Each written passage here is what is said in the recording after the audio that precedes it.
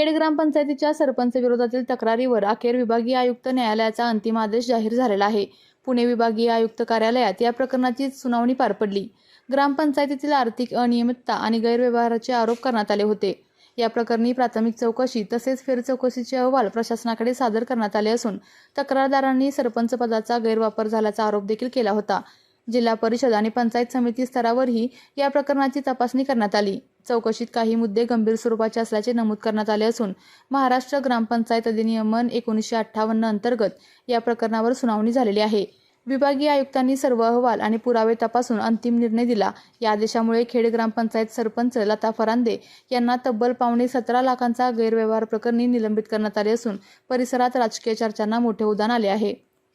आपल्या तालुक्यातील जिल्ह्यातील बातम्या सर्वप्रथम पाहण्यासाठी आजच सातारा न्यूजला YouTube चॅनलवर सबस्क्राइब करा, लाईक करा, शेअर करा आणि बेल आयकॉन प्रेस करायला विसरू नका।